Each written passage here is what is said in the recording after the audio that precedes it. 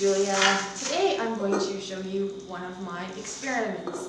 I'm going to try to make Tepache. It's a Mexican fermented pineapple drink using the peels and the core, which is awesome because you can use the whole pineapple then and you just eat the flesh. You also need a jar, some water, and a cloth for covering the jar. This ferment takes 2 to 3 days. And it's slightly alcoholic, but not a lot. I've never tasted it. It's supposed to be super refreshing, and of course full of probiotics because it's fermented. So I'm just gonna peel. This has already been washed and disinfected. I disinfect all my produce here with a colloidal silver based disinfectant. So just gonna peel it. And cut it into chunks that will fit inside my fermenting container.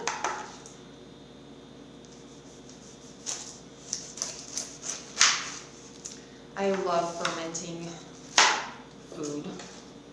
I've made lots of sauerkrauts, not here, but back home in Colorado. I've made fermented salsa before, fermented hot sauce. It's so easy and so cheap to do. And it's so expensive when you buy it at the grocery store. It's like ridiculous. You just make it yourself. I'm always experimenting with foods. So it's kind of fun.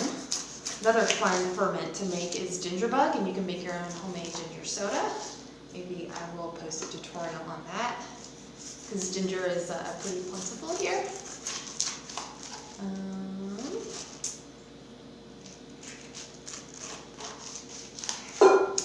Gonna have this pineapple for breakfast. So I thought, you know what, it's a good opportunity for me to try to make tepache.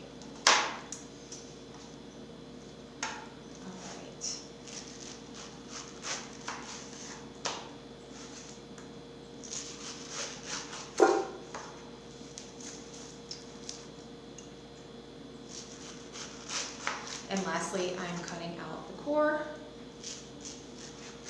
Oh my gosh, this is so freaking juicy. I have to taste some. Yummy yum. All right. So the type of sugar I'm going to use is piloncillo. It's an unrefined cane sugar. It comes in these little adorable little cones. Isn't it cute? And I just get this literally from I'm out my door and in less than a minute, I'm at a fruiteria, a greengrocer. And they have all kinds of fruits, vegetables, staples. It's this tiny little store right at the bottom of my alley. And it's fully stocked with all kinds of yummy goodness. I'm a sugar freak. Anyway, there's no need to dissolve this. Pre-cook it or anything. You just put it in there, and I'm gonna wash my hands. It's kind of sticky. The guy at the fruiteria told me to put 5 of these things in for 1 pineapple peel, but that's a lot of sugar, and I know that it's fermented, so the ferment is gonna that you totally need sugar for ferments, for fruit ferments. Something about the yeast, anyway, I know you need some kind of sugar, so, but I'm not putting 5 in. That seems an awful lot. This is going to be an experiment. I hope that it works out all right. Wow, my jar is kind of small, but that's the biggest glass container that's at the house.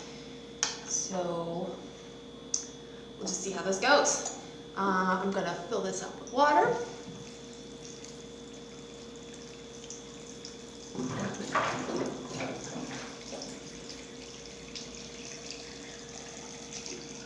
And apparently if you leave this to ferment beyond 2 or 3 days, it turns into pineapple vinegar.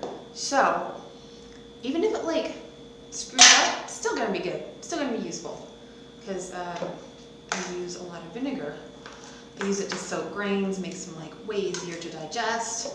Use it in my salads. Yeah, so one thing I read is that it's good to put cinnamon stick and cloves in. Well, I don't have cloves and I don't have cinnamon stick, but I do have cinnamon, which is canela, in powder. So I'm just gonna like throw a bit in there.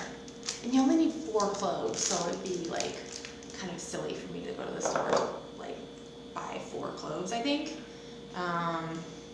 Just gonna make sure that's kind of mixed in. Cinnamon doesn't really like to mix in very well. All right. Come on, guys, get in there. Get in there. Okay, now it's completely covered in water. You want to make sure no fruit's poking out because you can get mold on top. So, all right, I'm just gonna, and you don't want to cover this like completely. You want to let it breathe. And so I'm just gonna put my reusable napkin over it. And I'm gonna just leave this for a few days and I'll come back and show you the progress. So I'm going to check my tepache. It's only been like a couple hours and let's see if it started to ferment. Oh my gosh, look at it. Look at those little bubbles. And look at those little bubbles. That means it's fermenting so quickly in this temperature. Oh my gosh, I can't wait to try it. So I'm just coming to check on my tepache. This is day 2. I started it on Saturday, and today is Monday, and you can see that it's still actively fermenting away. I'm going to taste a little bit, see what it tastes like.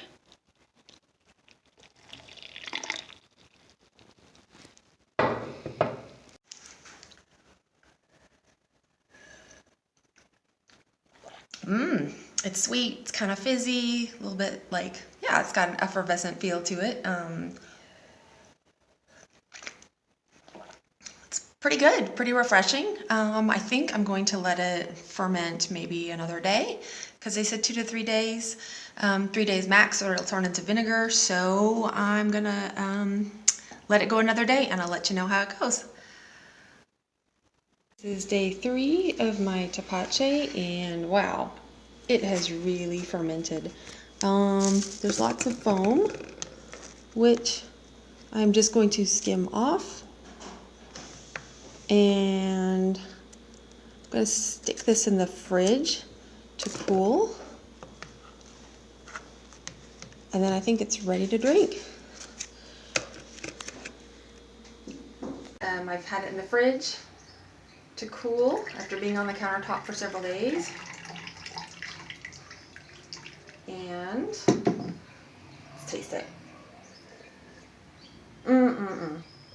Kind of a little bit like kombucha, not as tart, more sweet. Definitely fermented, and I will be making this again